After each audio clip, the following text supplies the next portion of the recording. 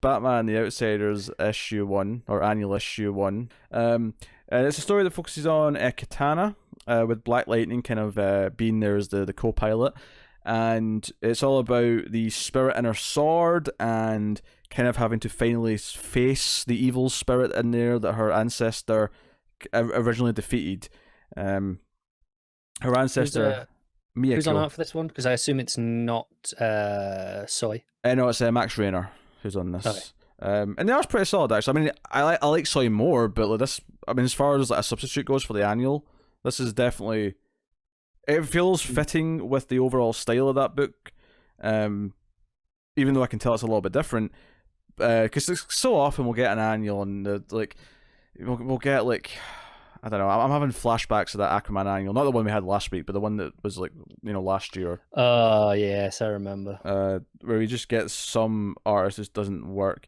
But yeah, so we hear that she's telling Jefferson this story, at the start, about Tsutomu, who was this like evil like monster samurai spirit villain thingamajig that her ancestor defeated, and he's inside the sword, but so is her dead husband, who's kind of in there as well.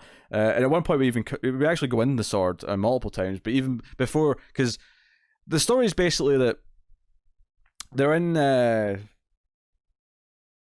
Tokyo. They're in Tokyo, and they're going to see someone that Katana knows for information on how to deal with this, because she can hear the sword calling out to her more recently. And she goes to see someone who identifies as her sister. They're not really related though, they kind of just grew up together. And Black Lightning's just kind of like taking this in, doesn't really care about magic, it's not really his thing. He's a very logical guy, but he's there to help and do what he can. And basically the ultimate thing she finds out is that no, she has to kind of go in and deal with this, and she can only do that by dying, essentially. So she basically says to Black Lightning after get out of this meeting, okay, promise me you'll protect my body. And he's like, okay, sure. And she pulls out the sword and basically commits seppuku right there and then. And sort of her spirit goes into the sword so she can go in and like face these demons, as it were. And all of these like weird like masked kind of spirit people show up to like try and like kill her. The idea being if they can kill her body while she's in there, like she can't come back. So that's what Jefferson's dealing with, which actually is probably some of my favorite stuff in the art. Is there's some great panels because he's on a rooftop when this is all happening, so there's some great like wide panels of like lightning striking the roof of this building and all that stuff. That was pretty cool. And Katana goes in. She does have like sort of like reunion with her husband at one point.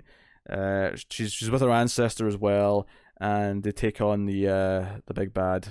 And yeah, I will say the pacing of the issue is a little bit sort of skewed to one side, because it starts off quite wordy because it's all the backstory. It's the meeting with the friend's sister sort of person. Friend doesn't feel quite right because it feels like they'll have like a great relationship. They're kind of antagonistic in the way they talk. It's like they're not necessarily thrilled to see each other. But the second half, though, once it gets to the actual conflict, it does become a lot more dialogue light and a lot more good art fighting panels and sequential stuff and whatnot. And that's good. And there's a nice contrast because the stuff inside the sword is on a sort of red tinged beach. Everything's sort of tinted red. Why is it red? Doesn't matter, since it's not the real world. It can do whatever it wants. But because Black Lightning's fighting on a rooftop in night in Tokyo and he's using his powers, everything is blue and all that kind of stuff. So there's a nice contrast between the parts of the fight. But yeah, Katana decapitates the villain, the spirit.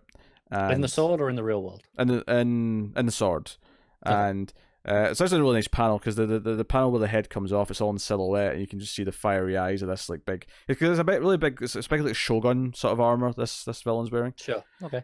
So it's good, and she kisses her dead husband, and then wakes back up, and she then gets rid of all these spirits because she starts decapitating these spirit things, and when she decapitates them, they kind of like turn to smoke. So that's actually quite a nice couple of panels as well. Now that I bring it up, the art's not as good as Soy. But the fighting does look really nice once it gets going. That's good. And it gets to play with the bright lights of Tokyo and all the neon in the background and stuff, which is cool. So yeah, that's basically it. And it's basically just like, she needs like a good voice, so along, the voice from the swords she can't really trust very much, and it's not going to be there anymore because of what she's done, and she needs a voice she can trust, and he's like, you have mine, and they sort of stand and hug at the end, and that's kind of it.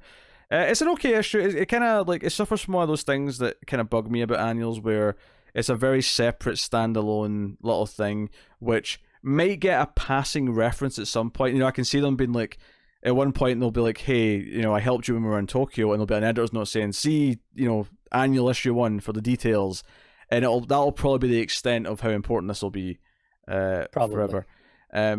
Although sometimes the story can just be good enough to overcome that. I don't think this quite gets there. But at the same time, it's not a bad story. It's not tedious. It's not, like one of these bad annuals where you're like, oh my god, what is this? Why are we doing this? If you like Katana or Black Lightning, but especially Katana, I think you'll have something here for this. The story about all the stuff inside the sword is vaguely interesting. It's not my kind of thing necessarily. There's ways that this can be done. If this was like a Doom Patrol book and they were getting inside, a painting, for example, as they've done in that book, like that can work for me. There's a quirkiness to it. Whereas this is treating it a lot more serious. So this is like, no, like these are the spirits inside the sword. I'm going to fight this thing. But it's not bad. I think if I'm rating this, probably 6.5. I wouldn't. I'd say it's just about good. How generous of you.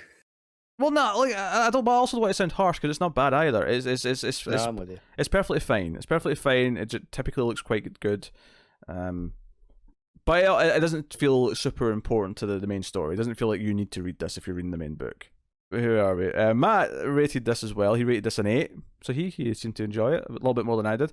I'm a sucker for samurai action. Hell keeps adding to the relationships between Katana and Lightning, and if that's the most we get out of this book, we're better for it. Art was decent, but not near the level of Soy. It has a bit of a lull with the Lightning defending the body, but the stuff in the sword makes up for it. That's funny because I'm the opposite. I preferred the stuff with Lightning defending the body was the cooler action. Oh, is that the stuff you were talking about that you liked? Okay. Yeah. But I seem to like it, and I do actually agree that it bonds them a little bit more. Like if we're building up the relationships with this team, and especially if Black Lightning and Katana are the two elders of the team, them having some sort of mutual relationship here does make a lot of sense. Yeah. But hey, I mean, it works well enough, if nothing spectacular.